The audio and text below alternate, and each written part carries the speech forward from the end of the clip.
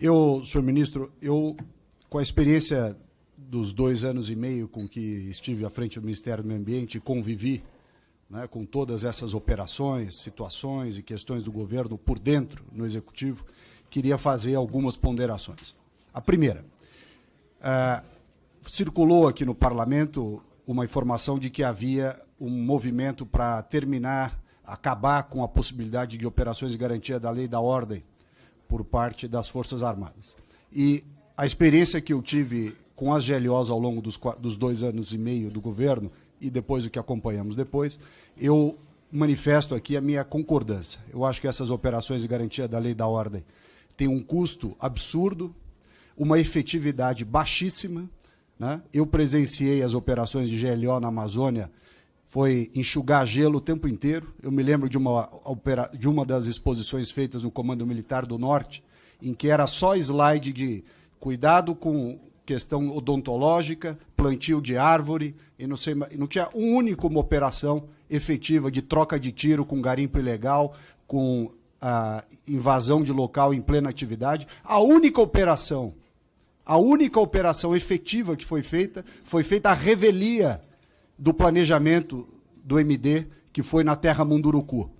Nós só chegamos num lugar onde tinha efetivamente operações porque foi feita uma destinação distinta daquela que tinha sido planejada. Senão, mais uma vez, nós iríamos para um lugar vazio, sem ninguém, só para fazer teatro de guerra. E, aliás, esta Operação Munduruku resultou na apreensão do avião da FAB pelos indígenas lá em Jacareacanga, e quem mandou os indígenas para Brasília no avião da FAB para liberar o avião foi o então ministro da Defesa. E não teve, na época, a dignidade de via público a dizer que não tinha sido o Ministério do Meio Ambiente que transportou indígena para Brasília. Foi o ministro da Defesa que fez isso para liberar o avião da FAB que estava apreendido em Jacareacanga pelos indígenas.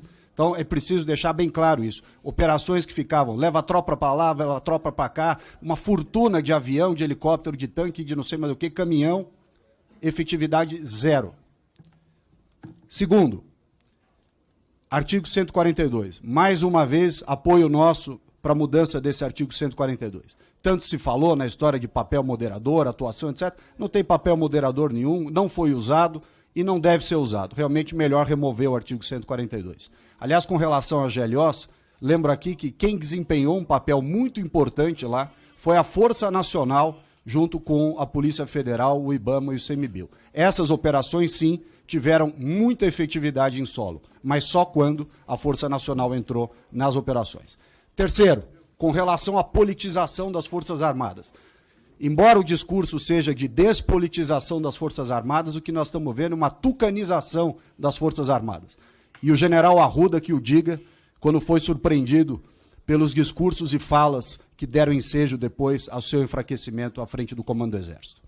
Terceiro lugar, guerra cibernética. Não tem algo mais falacioso do que essa história de guerra cibernética.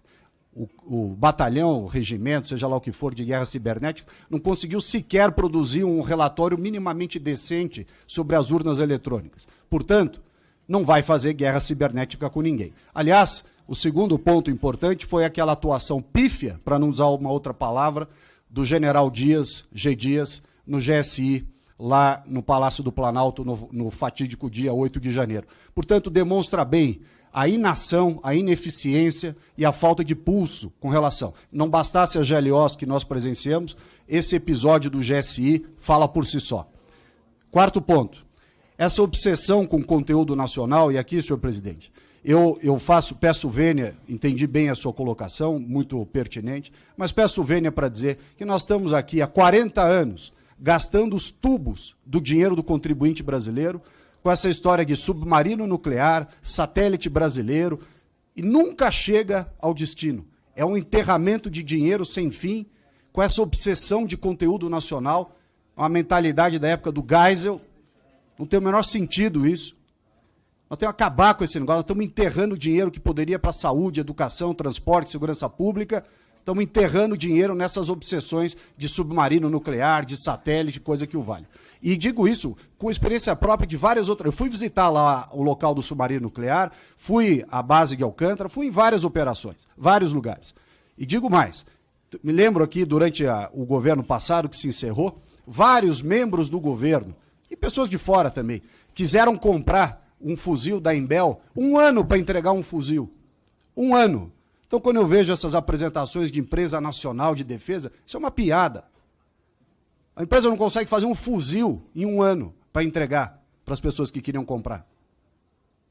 Está aí o satélite que nunca chega, o submarino que nunca recebe, enfim, uma infinidade de recursos públicos gastos nisso. Aliás, me lembro bem, durante as operações de GLO, o centro lá, o Sensipan, que dava as imagens de PRODES e DETER e tudo mais, para nos ajudar, uma demora tremenda na entrega de informações, sendo que a Planet, uma empresa privada, faria 10 vezes mais rápido com um milésimo do custo. Por fim, eu ia comentar aqui do sistema controlado de armas de fogo, mas como agora o novo decreto parece que vai transferir essa incumbência para a Polícia Federal, não preciso gastar tempo com a dificuldade que foi propositalmente criada contra os colecionadores e atiradores pelo Exército Brasileiro. Com relação ao orçamento, para terminar, ao contrário do que se pleiteia aqui, se pleiteia em todos os lugares que a gente vê, eu participei do recurso que foi repatriado do Brasil, da corrupção da Petrobras, e que boa parte ficou com o Ministério da Defesa, sobretudo com o Exército, que era para gastar na defesa da Amazônia, no combate ao garimpo ilegal, ao desmatamento ilegal e tudo mais, e serviu para engordar o caixa do Ministério da Defesa, que aliás é um caixa sem fundo. 124 bilhões de reais, se o número não está desatualizado aqui. Eu me lembro que, apesar desse caixa de 124 bilhões de reais, o Ministério da Defesa teve a pachorra de cobrar do Ministério do Meio Ambiente, cujo orçamento é 3 bilhões, 40 vezes menos do que o Ministério da Defesa. Um sobrevoo de helicóptero Black Hawk, que foi usado lá em Santa Maria, quando foi feitas as operações de meio ambiente lá no Rio Grande do Sul. R$1.200.000 de sobrevoo de helicóptero. É o fim da picada. Um orçamento que já é gigantesco, que gasta uma fortuna de pessoal.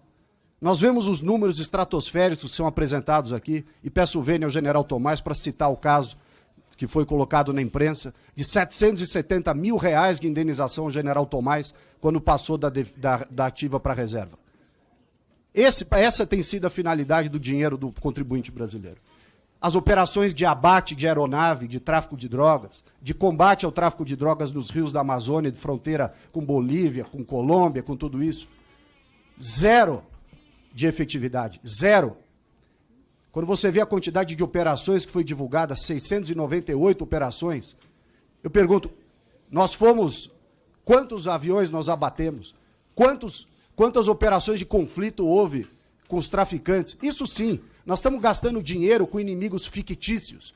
O míssil de não sei aonde, a bateria antiaérea, para guerrear com quem? Com a Argentina, que não tem nem doce de leite mais. Para quê? O inimigo fictício, a gente fica gastando fortunas do contribuinte brasileiro com essa obsessão de míssil balístico. Míssil balístico para quê? Se nem na fronteira, para a lei do abate, a gente usa o armamento que tem. O Brasil tem a fronteira mais peneira, vazia que nós temos. Ninguém quer ir para o confronto. É só desculpa para não ir no pau. Ou seja, nós estamos gastando uma fortuna de dinheiro do contribuinte com inimigos fictícios e o inimigo real, que é esse da fronteira, a turma foge do combate como o diabo foge da cruz. Eu, portanto, senhor presidente, fica aqui a minha manifestação para que nós não ampliemos o orçamento das Forças Armadas, tenhamos sim o fim da GLO e revoguemos o artigo 142. Essa é a minha posição, agradeço o tempo expendido. Muito obrigado.